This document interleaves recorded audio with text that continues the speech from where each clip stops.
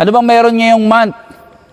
Meron tayong Independence Day. Yan. Araw ng kalayaan. So, kaya ngayon, ang tanong natin dito is, ano ang mga kailangan kong malaman patungkol sa kalayaan? Ano naman ang naidudulot ng taong malaya sa kasalanan?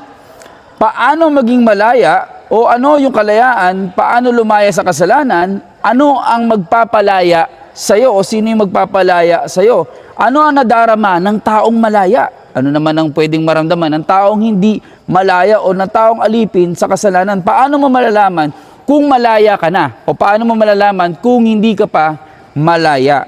So, ito yung ating mga pag-aaral ngayon, kung ano yung masama at mabuting maidudulot. Pero alamin muna natin ngayon kung ano yung magandang maidudulot kapag ikaw ay malaya na. Hallelujah, Father God, Lord, maraming salamat, Panginoon, sa successful na naman muli, Panginoon, na gabi na ito, Panginoon. Lord, maraming salamat sa pagkain, Panginoon, na yung pinrovide, Panginoon. I-bless mo sana, Panginoon, yung nagluto ng pagkain na ito, Panginoon, at nagbigay, Panginoon, ng pera, Lord, para makabili ng pagkain na ito, Panginoon. Maraming salamat, Lord, at sa gabing ito, Panginoon, ingatan mo kaming lahat, Panginoon, sa aming pag-uwi. Panginoon, kung paano mo kami din nila, Panginoon, ang ligtas at payapa sa lugar na ito, Panginoon. Alam namin makakauwi kami, Panginoon, ang ligtas at payapa. Maraming salamat. In Jesus' name we pray. Amen. Yan, so sinend ko yan kay Rain, kaya makasama natin yung magbasa si Rain. Palaparan si Lord sa buhay ni Rain. Si Jared, tsaka si Jared, palaparan si Lord. So ano ba yung mga kailangan natin malaman patungkol sa magandang maidudulot? Sige, anong tanong dyan? Ano ang mga magandang dulot kapag pinalaya ka na sa kasalanan? Ano ba? At nakatuon sa kanyang paningin ng Diyos. Ano daw tuon sa kanya ang Paningin ng Diyos. Sige, ano pa? Number 2? Pinakinggan ng Diyos ang kanyang daing. Ano daw? Pinakinggan. Pinapakinggan ng Diyos ang kanyang daing. Number 3? Malaki ang nagagawa ng kanyang panalangin. Ano daw? Malaki ang nagagawa ng kanyang Panalangin. So, sige, tanungin natin, ano yung una? Ano ang mga magandang dulot kapag pinalaya ka na sa kasalanan? So, ano kaya yung magandang dulot pag tayo ay pinalaya na sa kasalanan? Ano daw? Ikaw ay magiging banal at may buhay na walang hanggan. Yun, ikaw daw ay magiging banal at ano daw meron kang? May buhay na na walang hanggan. Sige, saan natin ito mababasa? Taga Roma 6 verse 22. Anong sabi doon? Ngunit pinalaya na kayo ng kasalanan at alipin na kayo ng Diyos. Ano daw? Ngunit tayo daw ay Alipin. pinalaya ng kasalanan at alipin na tayo nino ng Diyos. Sige, next. At ang dulot nito ay kabanalan at buhay na walang hanggan. Yun, ang dulot daw nito ay kabanalan at ano daw, buhay na walang hanggan. Ano yung tanong dyan? Ano ang kapangyarihan ng taong banal o matuwid? Yun, ano nga ba ang kapangyarihan kapag ka mayroong kabanalan o ikaw ay matuwid? Sige, next. Sa panahon hindi man nakikita ng tao. Ano daw, sa panahon hindi nakikita ng tao ang ginagawa mong kabutihan, ano ang nangyayari? Number 1? Nakatuon sa kanya ang Diyos. Yun. Kapag pala ikaw ay mabuti, di ba kapag ikaw ay banal, nakatuon daw sa'yo ang Diyos. Ibig sabihin, lahat ng ginagawa mong kabutihan, akala mo hindi yan nakikita man ng tao, pero kitang-kita yan nino ng Diyos. Panginoon, ng Diyos. Sige, anong sabi dyan? Ang mga mata ng Panginoon sa matuwid na katuon sa kanilang Okay, ano daw muna? Ang mata Nakatuon. ng Panginoon. Di ba? Sige, tuloy. sa kanilang pagdaing. Siya ay nakikinig, ngunit sa mga masasama siya ay tumatalikod. Yun. Sa mga masasama daw siya ay tumatalikod. Ibig sabihin, pag ikaw ay banal, matuwid ka, nakatingin sa iyo ang Panginoon. Monitor ka niya. Diba? Sige, ano na number 2? Sa panahon? Sa panahon na darama siya ng mga kabigatan. Yun, sa panahon doon nakakadama tayo ng kabigatan. Ano meron? Pinapakinggan ng Diyos ng kanyang daing. Yun, pinapakinggan daw ng Diyos ang kanyang daing. Ibig sabihin, pag ikaw ay umiiyak o meron kang pinagdadaan ng kahirapan, nakikita yan ni Lord, yung daing mo. So, ano sabi dyan? Pinapakinggan. Sige. Kawikaan 15 verse 29, pinapakinggan ni Yahweh ang daing ng matuwid, ngunit ang panawagan ng masama ay hindi dinirinig. Diba? Anong mararamdaman mo kapag yung mga sinasabi mo ay pinapakinggan? Ang sarap, diba? Minsan tayo, ang dami nating request sa magulang natin o sa kaibigan mo. Diba? Pag hindi nabibigay yung request mo, anong nararamdaman mo? Okay ba? Hindi, diba? Sumasama yung loob natin. At parang pakiramdam pa natin minsan, kahit anong request natin, kahit na alam natin meron tayong kayang gawin, o alam mo sa sarili mo, kapag ka pinagbigyan yung request mo, may magandang maidudulot, pero hindi nangyayari. Pero pag ang Panginoon, pag dumulong ka sa Kanya, di ba? Ano daw gagawin ng Diyos? Ito ay Kanyang pakikinggan. Sige, next. Sa panahon, puro kabiguan ang mga nagagawa. So sa panahon, puro kabiguan doon nagagawa. Di ba? Sa paligid mo, puro na lang bigo.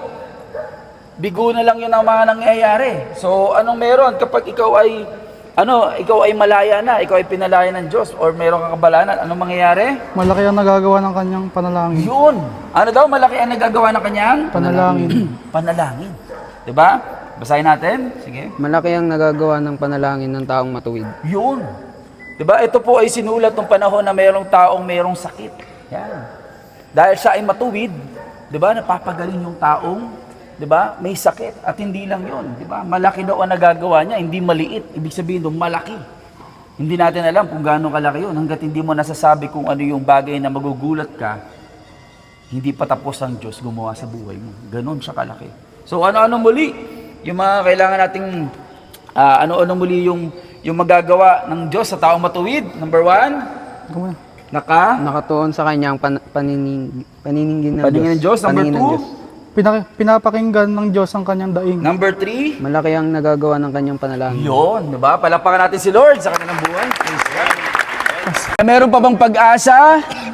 Meron pa. Yan. Habang may buhay, merong pag-asang nakasalalay. Yan. So, kaya nga, wag nating kakalimutan na yun yung napaka-importante na kapag once na noon, hindi mo makontrol yung iyong sarili. Ikaw ang kinokontrol ng kasalanan.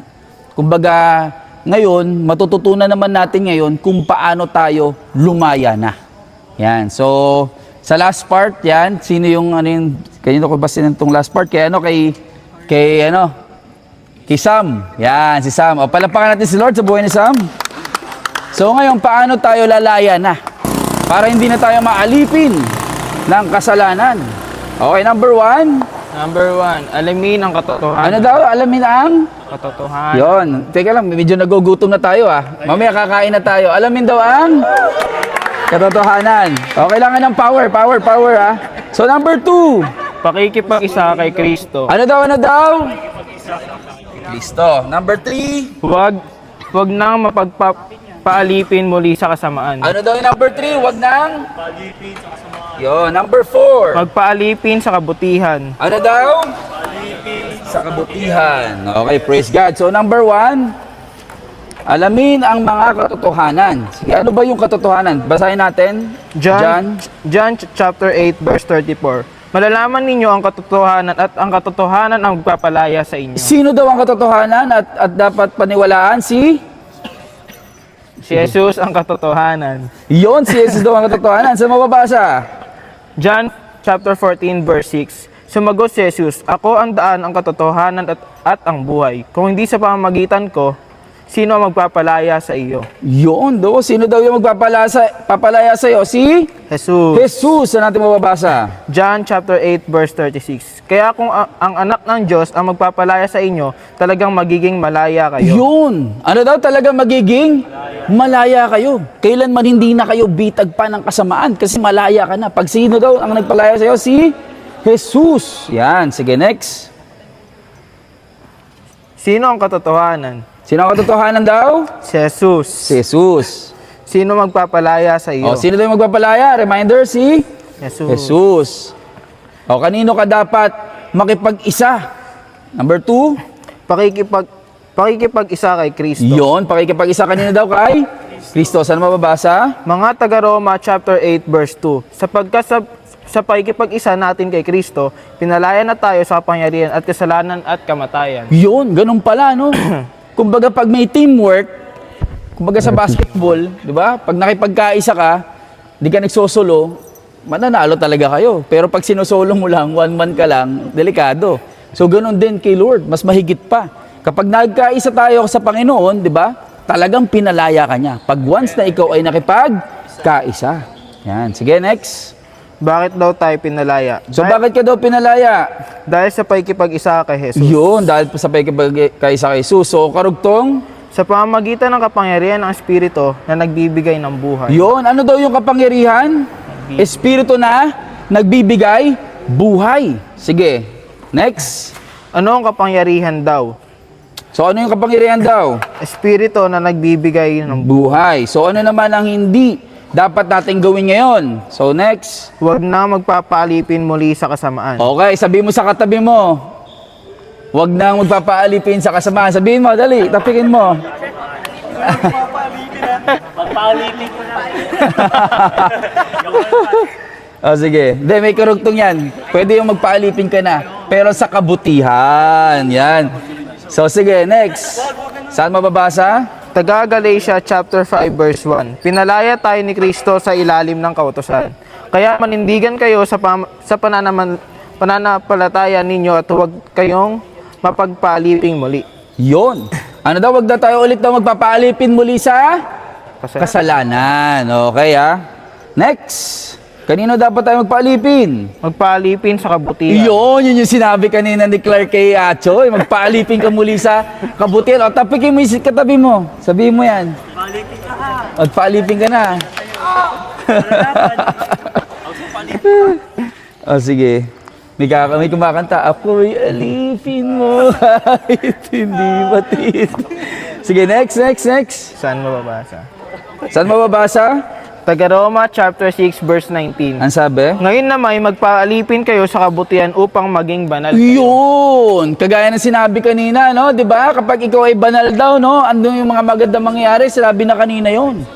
'Di ba? Kaya ngayon, kanino ka na dapat magpaalipin? Saan daw? Sa kabutihan. Yan. So ano-ano muli?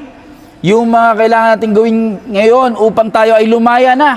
Yan. Sige, number 1. Number 1, alamin ang mga katotohanan. Number 2. Pakikipag-isa kay Kristo. Number 3. Huwag na mapag-alipin muli sa kasamaan. Number 4. Magpaalipin sa kabutihan. Yon, palapakan natin si Lord sa buhay na Sam. Praise God. No? Kaya hindi na para alipinin ka na ulit, no? Hindi na para alipinin ka pa ng kasamaan, kundi kabutihan. Kaya ngayon naman makakarinig tayo ng maikling istorya patungkol sa taong sobrang inalipin ng hindi lang basta kasamaan, kundi inalipin ng demonyo. At maganda ang ginawa sa kanyang buhay. 'Di ba? Siya'y pinalaya ng Panginoon at maganda ang sumunod naman nangyayari sa kanya. So, ikikwento na to ni Pastor RJ. Palakpakan natin si Lord sa buhay ni Pastor RJ. Yan, so kaya hindi na para alipinin ka na ulit, no? Hindi na para alipinin ka pa ng kasamaan, kundi kabutihan. Kaya ngayon naman makakarinig tayo ng maikling istorya patungkol sa taong sobrang inalipin ng hindi lang basta kasamaan, kundi inalipin ng demonyo. At maganda ang ginawa sa kanyang buhay. 'Di ba? Siya'y pinalaya ng Panginoon at maganda ang sumunod naman nangyayari sa kanya. So, ikikwento na to ni Pastor RJ. Palakpakan natin si Lord sa buhay ni Pastor RJ. Yan, so Panginoon, sa oras na ito, buksan mo ang aking puso at hindi lamang po mapakinggan ang aming pong aral. Maipamuhay namin. In Jesus' name, we pray. Amen. Maaari niyo bang palakpakan ng Panginoon? Okay, o sige. Baka kaupo kayo, may kukwento ako na maikli lang. Okay. Nung ako ay nasa probinsya, actually, nung bata pa po ako, mga grade 4 ata. Ito po, no? Tingin dito, tingin. Madaling araw po, ang pasok ko sa school. Sino ba pumapasok madaling araw dito? Dati, no? Ngayon, anong oras ba pinakamaaga yung pasok? Alas 3 na madaling araw. Grabe.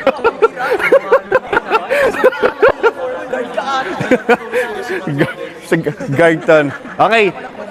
Bakit ko kinukwento? Yung pasok namin noon alas 5, pero gumigising na ako noon 4 a.m. Okay? So, nagbakasyon, nasanay ako gumising ng 4 a.m. So, nasa probinsya kami. Ito, tingin dito. Halika kayo, lapit. Alas 4 ng madaling araw, medyo madilim pa sa probinsya. Tumayo ako sa higaan namin, sa second floor, bumaba po ako. Okay? Tapos, ito. Okay. Pagtingin ko po, umupo ako sa sala. Pagtingin ko sa hagdan, may nakita po ako. Ano yung nakita ko? Ito po. First time kong makakita ng evil spirit. In short, multo. May nakakita na ba sa inyo? Naniniwala ba kayo doon? Okay. Bakit ko po binabanggit? Ito, ang buhay natin may dalawang klase. May physical, meron ding spiritual. Okay? May nakikita tayo physical, may hindi din po nakikita dahil ayun nga ay spiritual. Okay? Dati, nung nakita ko po yun, natakot ako syempre. Ngayon, dumating yung panahon, ito naman na-experience ko po, isa pong tao na inalahinan o sa English po, demon possessed. Napanood nyo na siguro sa movie yun, no? Tama? Ako po na-experience ko yun, o baka may na-experience na sa inyo. Ako po, no? Na-experience po namin. Na-experience ko, nakita ko, yung isang tao po na matino, pero sinapian ng masamang espiritu. Hindi lamang po napapanood yun sa mga horror movie kasi nakasulat po yun sa Bible. A story sa Bible in Mark chapter 5 verse 1 to 20, one man demon possessed. Okay? Ano daw po yung lalaki? Siya po ay demon possessed. Okay? Nakatira po yung demon man possessed sa sementeryo. May tao po ba na nasa normal ang nakatira sa sementeryo? Malamang siguro yung mga nagtatrabaho. Okay? Pero ito po, no, dahil siya ay demon possessed, ito po, pag sinabing demon possessed, may espiritong sumanib. Pero po, sa Bible, binanggit ko kanina, ang pangalan ng demon, legion. Ang ibig sabihin sa Bible ng legion, for we are many. O hindi lang isa, marami. Ilan po? Ito po yung experience ko. Yung ka-churchmate namin dati, okay, babae, nag-possess ng evil. Kami pong mga lalaki, hindi po namin siya ma-subdue o yung mapigilan. Na-experience nyo ba yun, no? Parang sa basketball, no? Kunyari, talagang tinao ka na, 4 na kayo, talagang inararo mo lang, no? Babae po yun. Ito pong story sa Bible. Demon possessed, ilan yung nakasanib sa kanya? Ilan? Ano yung pangalan? Legion. Ngayon, dumating si Jesus, ang pangalan ng lugar na yon, Decapolis. Nandun si Jesus, dumating, yung demon-possessed man, tumakbo papunta kay Jesus. Nagmakaawa. Son of God! Kita niyo yung devil, no? Naniniwala na si Kristo Diyos. Tama, no? Samantalang, tayo din, dapat maniwala tayo. Si Lord, si Jesus Christ ay si Diyos. Tama? Kasi yung devil nga, naniniwala eh. Okay? Nanginginig pa, sabi sa Bible. So, nagmakaawa yung devil-possessed man. Anak ng Diyos! Huwag mo po akong pahirapan. 'Di ba? Kasi papalayasin ni Jesus Christ eh. Ngayon, fast forward, ang ginawa ni Jesus Christ, pinaalis yung mga evil spirit at, ito baka napanood nyo na to, nabasa nyo sa Bible, may mga herd of pigs o yung mga baboy. 2,000 nilipat doon yung mga evil spirit. Tapos ano nangyari? Nagtatakbo yung mga baboy, nahulog sa bangin. Alam niyo, napanood niyo na ba yon? Sa Bible's movie, okay? So ano yung mga points na gusto ko pong i-share sa inyo? Number 1, tanong ko sa inyo, malaya ba tayo? Marahil, oo, wala tayong mga posas o shackles. Pero ang tanong, hindi lamang physical, spiritual. May dalawang nangungusap lagi sa atin, may mabait, at may sungay, may tinidor. Tama? Minsan, pag mas pinipili natin yung kasalanan, etong tanong, totoo bang malaya tayo? Di ba? Ayan, walang nakakulong sa atin. Pero ang tanong ko, baka minsan pala hindi pa tayo malaya sa pornography, hindi pa tayo malaya sa sugal, hindi pa tayo malaya sa alak. Hello? So, ayan yung tanong. Ito po, no, yung bilang pagwakas, matapos na to, yung demon-possessed man, yung itsura niya, pag tayo ay hindi malaya, nakikita yan sa itsura. Diba? Yung demon-possessed man, diba? Alam mo yung sabog-sabog mo yung buhok, tapos sira-sira yung damit. Pero nung pinalaya siya ni Jesus, naging maayos na yung kanyang pananamit. Ano pong ibig sabihin ko dito? Tayo po, ini-encourage ko kayo, bawat isa sa atin malaya. Sabihin nyo nga, I am free. Amen. I-declare nyo po lagi yan sa atin. Bakit? Kasi binayaran na ni Jesus yung kasalanan natin. Amen. Kaya nga, nung pinalayas yung mga evil spirit, nagdamit na siya na maayos. Ibig sabihin, makikita po ng family ninyo, o yung anak ko, no, dati pinaguhugas ko, biglang nagte-teleport na wala. Ngayon, naghuhugas na, no? Okay? Dati pag inutusan, nagdadabog. Ngayon, ang sipag-sipag na. Ibig sabihin, nakikita ng ibang tao na kayo ay malaya na. Hindi lang sabi na, malaya ako, Lord, pero umiinom pa, yes, freedom. Okay?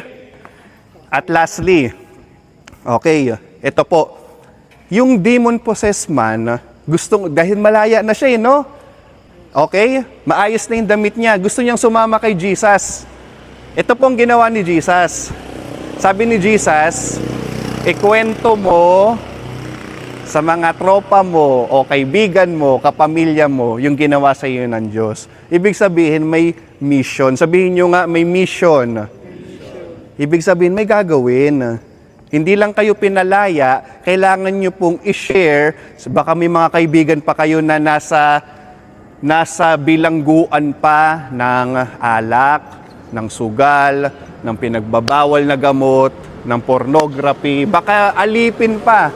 So kayo po, na bilang malaya, may mission kayo. Amen? Amen po ba? Agree kayo doon? O sige, bilang pagtatapos po, ayun po yung nais kong ibahagi sa inyo. Ang nais kong iwan sa inyo, bago pa ayan, parating na yung blessing, alam ko, ayan, at tayo masutuwa na para i-bless din natin yung may birthday ngayon. Kaya palakpakan nga po natin ang ating Panginoon. Sige, sabihin mo sa katabi mo, malaya ka na! O sabihin mo sa katabi mo, malaya ka na! Natutunan ko, yun tulad ng mga sinabi nila na pag may kasalanan, huwag ka papaalipin. Parang matuto tayo magtiis. Kasi ang nagtitiis hanggang huli, siya maliligtas. Wow, ganda yun Ang natutunan mo. Kailangan mawala tayo sa kasamaan para tayo magkaroon ng kabutihan at maging malaya tayo sa buhay. Yun lang. Thank you. Yung naintindihan ko is kapag tayo ay malaya o matuwid, may kakayahan tayong gumawa ng mabuti at ng tamang desisyon nang hindi nagpapadala sa maling gawain. Yung ano ko po is, mas piliin po nating magpalipin sa kabutihan kaysa sa kasalanan natin kasi mas gagabayan tayo ng Panginoon pag sa kabutihan tayo nagpalipin. Yung natutunan ko, dapat maging ano tayo sa Panginoon, maging alipin tayo dahil sa pang-spiritual natin, siya yung naggagabay para sa atin, para sa kalayaan natin. Natutunan ko naman, manalig lagi sa Diyos, magtiwala tayo kasi siya nagbibigay sa atin ng kalayaan. Ang natutunan ko, ang taong matuwid sumusunod sa mga batas at alintuntunin ng makakabuti sa lahat. Yung natutunan ko po, wait. Yung tao, yung maaaring magawa po ng tao malayo pas, nakakagawa po siya ng tamang pagdesisyon, hindi lang po para sa sarili, kundi para sa lahat.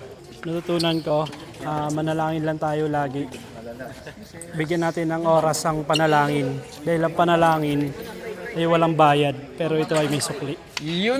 Matuto tayong lumaya na dun sa mga natin, sa mga kasamaan, yun lang po. Ang natutunan ko ngayong araw, piliin laging magpalaya and huwag magpapa-atang sa demonyo. Ayun lang. Thank you. Natutunan ko lang Binati yung sarili. Hindi, kalaman lang. Natutunan ko lang huwag tayong magpapalipin sa kasalanan. Magpalipin tayo sa kabutihan kasi bibigyan tayo ni Lord na buhay na walang hanggan. Thank you, guys. Yun, patuloy na lagi nating ihayag na tayo ay malaya na kay Jesus. Amen! Okay, go! Happy birthday, Achoy and Clark! Woo! Happy birthday sa kay Kuya Clark tsaka kay Achoy. More birthdays to come and stay healthy. Pakatatag lang palagi. Happy birthday sa kanilang dalawa and more birthday to come. Happy birthday po sa may mga birthday parati po yung gabayan ng Panginoon. Happy birthday kay Kuya Clark tas kay Atchoy. Dapat maging maayos sila at maging malusog sa pangatawan. Tapos Message mo na kay Atchoy tas Kuya Clark. Happy birthday sa inyo. Sana gabayan kayo araw-araw ng Diyos at sana lumakas kayo sa basketball. Sana po lagi po silang gabayan ng Panginoon sa araw-araw. Ayun lang.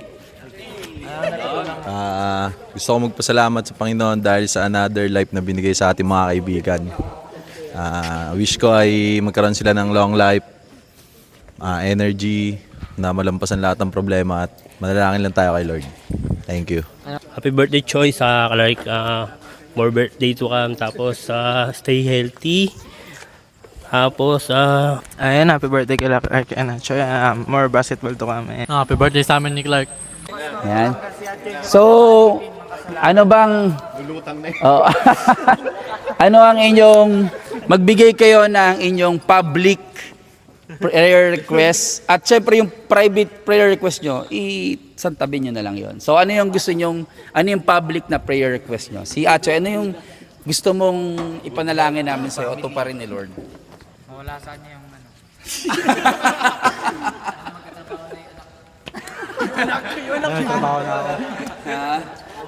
Ano lang, financial stable lang. Tsaka, Financial stable. Ilan na ba anak mo? Isa pa lang po. Isa pa lang. Global ka. Yan na, financial stable. Tsaka spiritually. Yan. Saka, Spiritual strength. more birthdays to come sa akin. Yon, malawakan si Lord.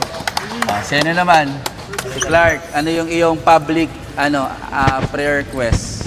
Good health lang po sa lahat and sana lagi tayong umatin every Monday. Yon! Lagi tayong magtiwala sa taas. Yon! Praise God! Yan. So, tara, pray tayo. Dahil pagkatapos ng pray, mag-ready kayo ng message para mamaya. Yan. Nakalimutan ko yung closing prayer. No? Mamaya na yung closing. Siguro pag-pray natin may birthday. Hindi tayo nakapag-opening kanina. So medyo nagiging na rin ako makakalimutin. Kaya paalalahanan nyo ako pag may nakakalimutan ako sa program natin. Okay, dito kayo Clark. Choy, tabi kayo ni Clark. Yan, dito kayo. Yan, lay natin ang ating hands. Then, bukod sa nagpe-pray ako, then pwede rin kayo mag-pray. Magbigay kayo ng mga blessing, yung mga gusto nyo yung mangyari sa kanilang buhay. Then, sabay-sabay tayo mag-pray. Yan, pakikinggan ni Lord ang ating panalangin dahil ang taong matuwid ay pinapakinggan ng Panginoon. Yan. So lahat tayo magbigkas tayo Magbigkas tayo sa ating bibig, magbigkas tayo ng mga gusto natin mangyari sa kanilang buhay, yung kanilang anak, yung kanilang future. Yan. Okay, sige, tayo lahat ay pumikit at manalangin na. Sabay-sabay na tayo mag-pray. Yan, magbigkas tayo ngayon ng blessing. Let's speak blessing. Okay, Lord, thank you for this wonderful day, wonderful night, Lord God. Apart from you, Father God, we can do nothing. Salamat po, Ama, sa mga kapatid namin na to.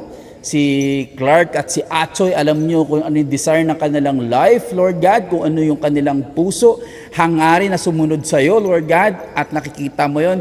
Even ano man ang kanilang pinagdadaanan, nagkakaroon sila ng failure man sa kanilang mga goal, o mga bagay na mga hindi nila ine-expect, pero naniniwala kami ang iyong mata ay nakatuon sa kanila, at patuloy mo silang sasamahan, Lord God. At naniniwala ako yung mga pangarap nila ay maaabot nila. Dahil si Satan ay patuloy ng didistract. Dahil alam ni Satan na ang kanilang mga hiling ay yung ibibigay. Kaya Lord, we pray, Lord God, patuloy mo silang i-bless, Lord God, ang anak ni Achoy, ang kanyang asawa, family nila. Ganon din ang future wife nilang dalawa, pati si Clark, yan. I-bless mo sila, Lord. Hayaan mo na maging fruitful sila. Let move, Lord God, the spiritual, the love, the joy, the peace, the patience, kindness, goodness, faithfulness, humility, and the self-control, Lord God, in Jesus' name. At hayaan mo yung passion nila, yung heart nila, mag-maximize pa yung potential nila sa pamamagitan ng wisdom, knowledge, and understanding. At hayaan nyo, Lord, na lagi silang ma-emphasize nila yung love, na 5 languages, Lord God, yung physical touch, act of service, word affirmation, quality time, Lord God, giving of gift. At hayaan mo, nabigyan mo silang spiritual armor, the shoes of readiness, Lord God, the breastplate of righteousness, the belt of truth, Lord God, the shield of faith, and the sword of the Spirit, Lord God, and the helmet of the salvation. Thank you, Lord. Patuloy mo silang palalakasin, patuloy mo silang sasamahan, at patuloy kang itataas sa kanilang buhay. Kaya Ama, sa iyo lamang ang pinakakataas-taasan ng papuri. Salamat sa pagkilos ng banal mong Espiritu, at ang lahat ng anak ng Diyos ay magsasabi ng Amen. Yan, okay, message tayo. Message. Happy birthday, Achoy and Clark! Woo!